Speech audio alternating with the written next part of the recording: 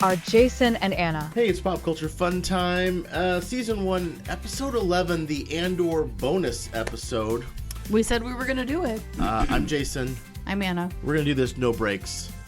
So straight through, no ads, no games, no silliness. We need to get right to it. But first, I saw the rat again on the camera. So just heads up. I know. He might be alive. I did check the traps today, though, and no silly business over there. No, he's too smart. I don't think he's been in the garage. I think he recovered from his poisoning. Or it's one of his offspring has grown. But because I have a camera under the house pointed straight down, he was trying to eat into the bucket of poison, so I just put the bucket of poison under the camera there, and now he's like coming up, like doing blah na na na na na at the camera. So I don't know. We got 3 of them.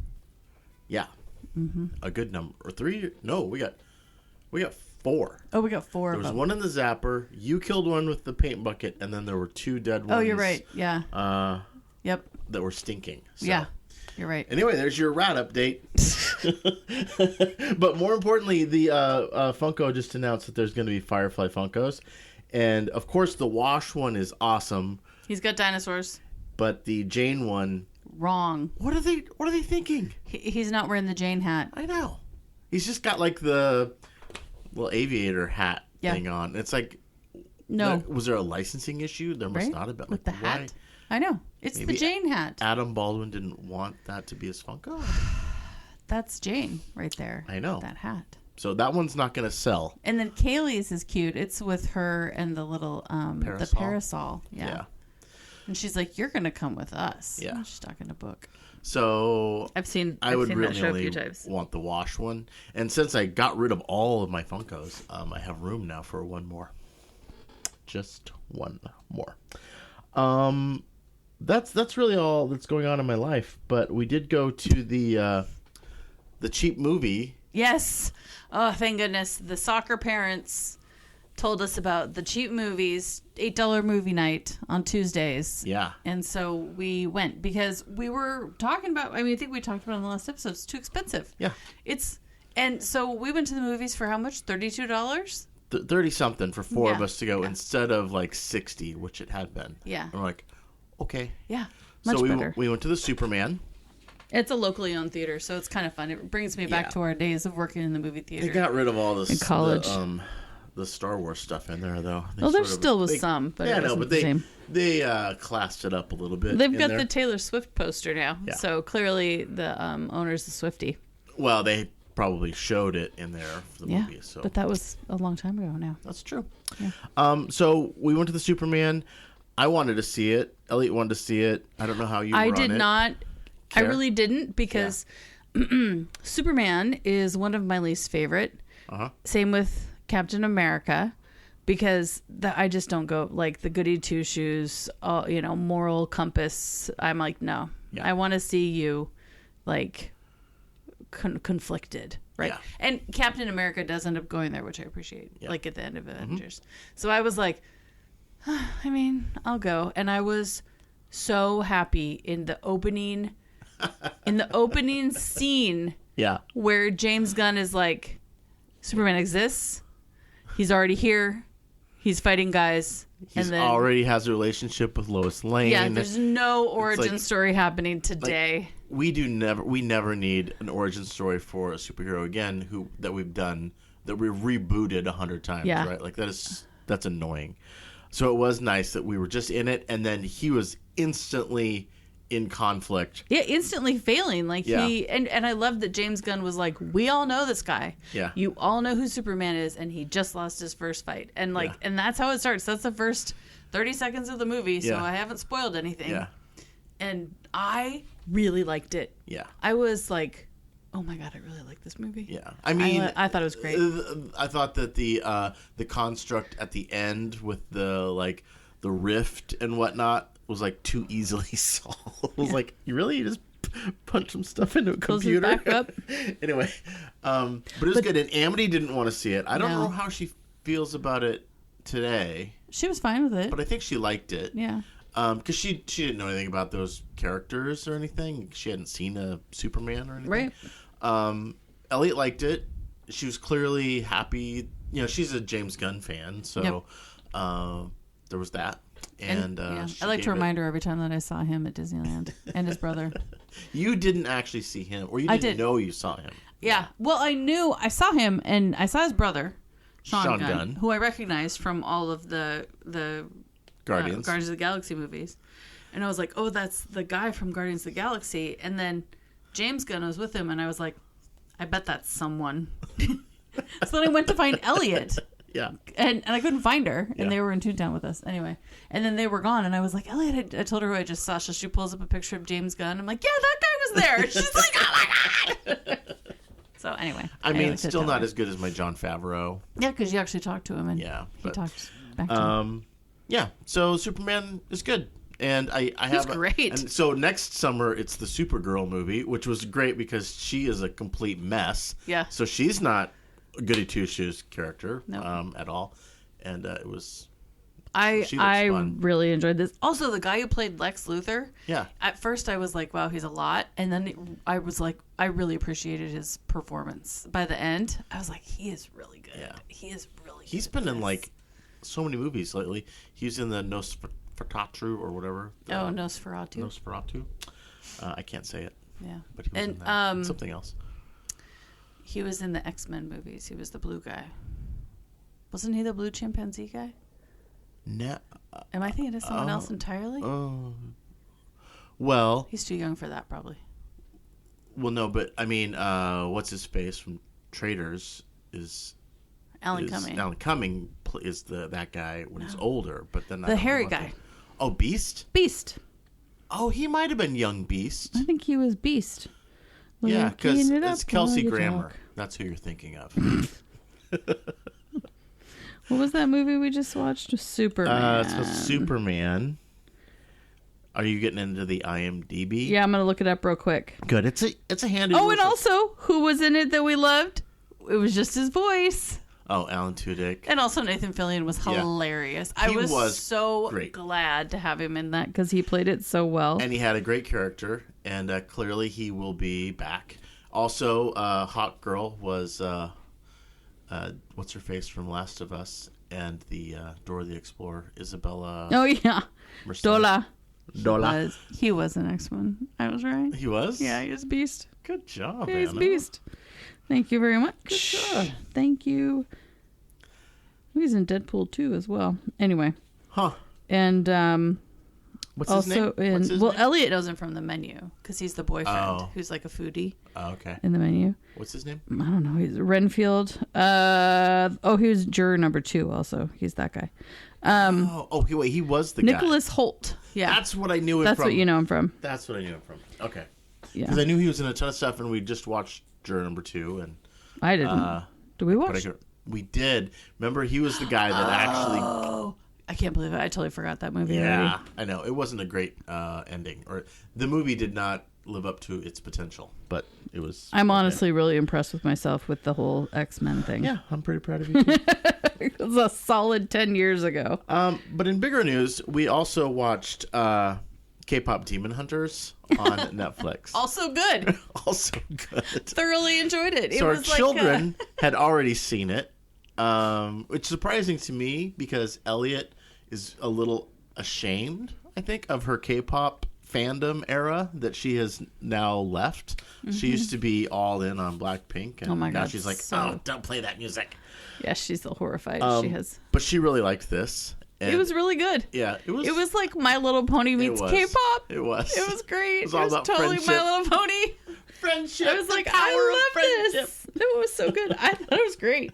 The music was really good. The characters were cool. And Elliot was telling me yesterday or the day before about the 2 fake bands in it are the highest ranking K-pop bands on right now. Actually, maybe of ever. Yeah. Like they've beat out, other than maybe BTS, but they're enormous. So that was pretty funny.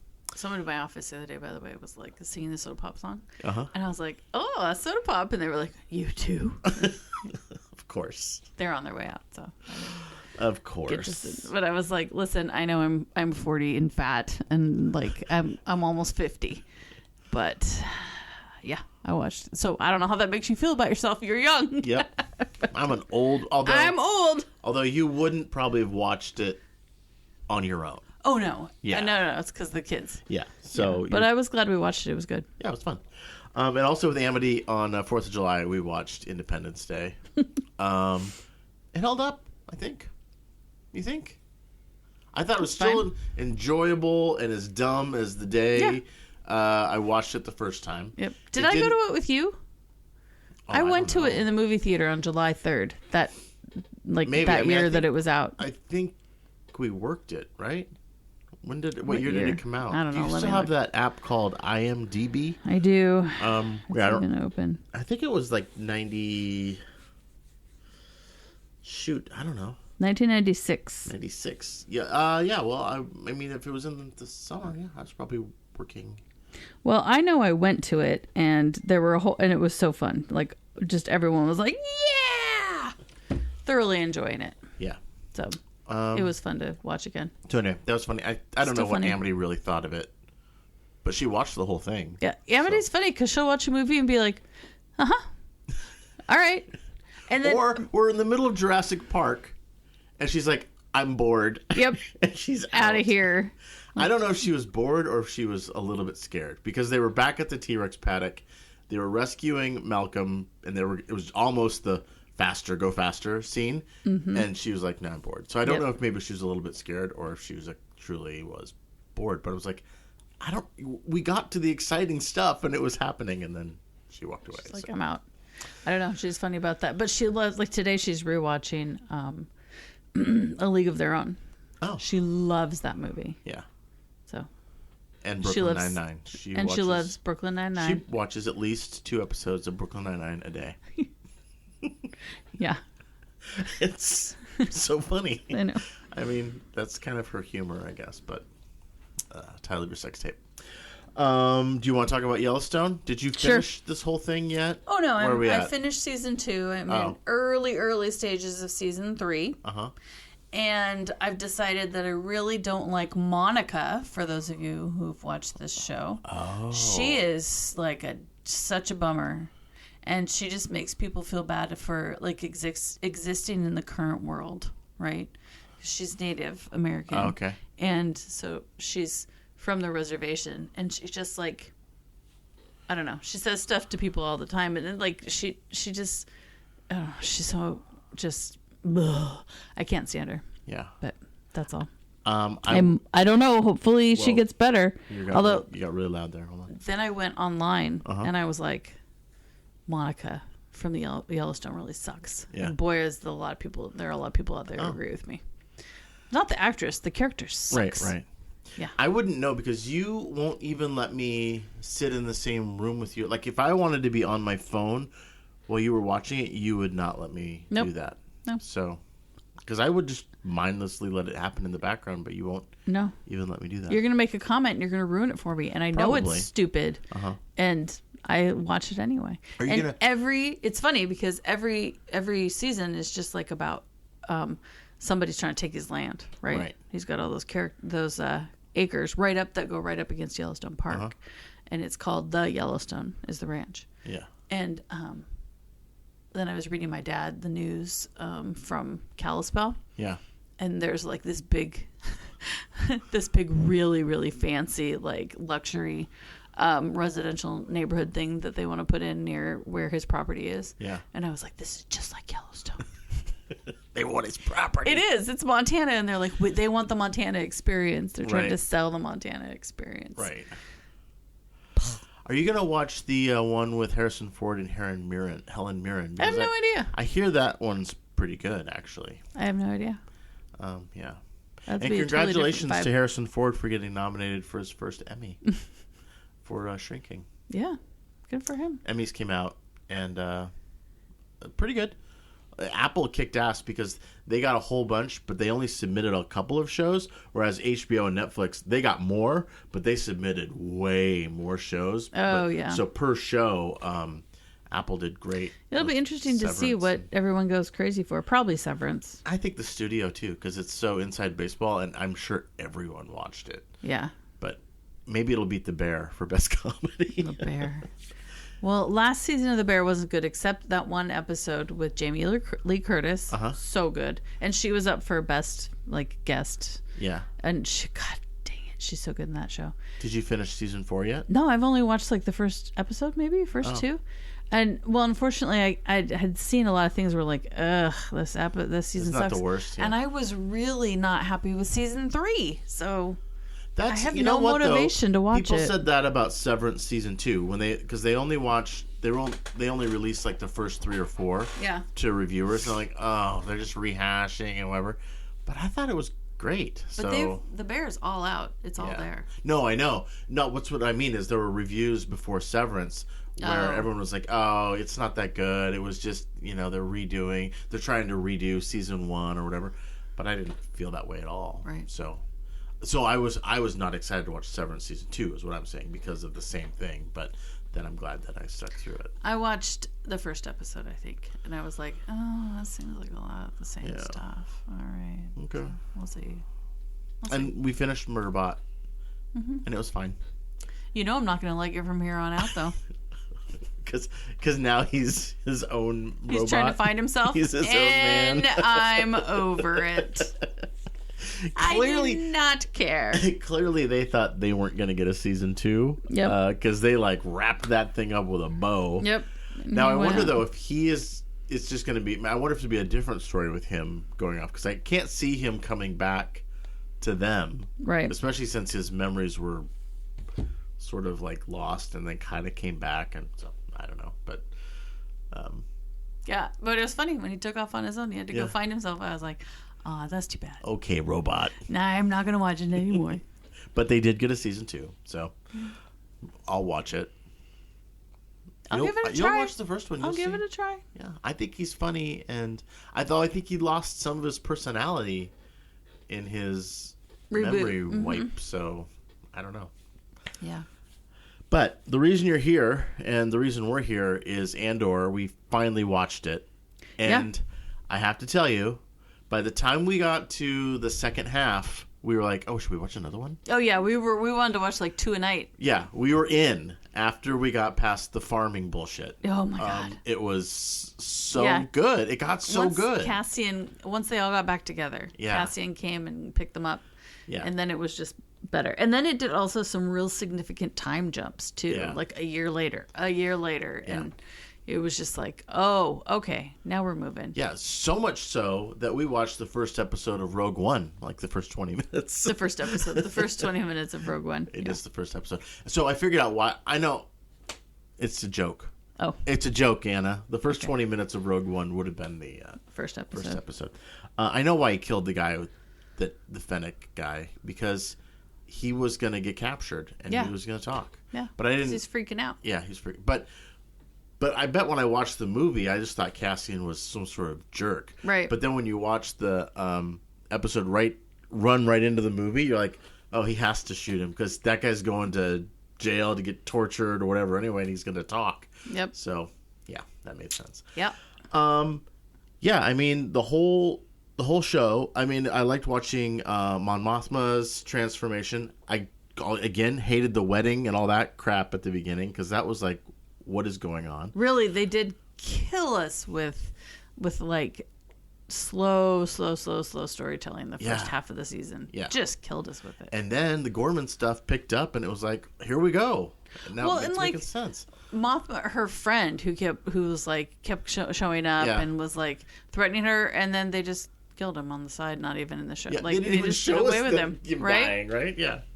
So that was waste. But the Gorman stuff was good to see how they were playing into the government's or the Empire's hands. Yeah, into the game. Yeah, and sort of like Superman, this movie had a lot of metaphors that you could choose to take with you. Yeah.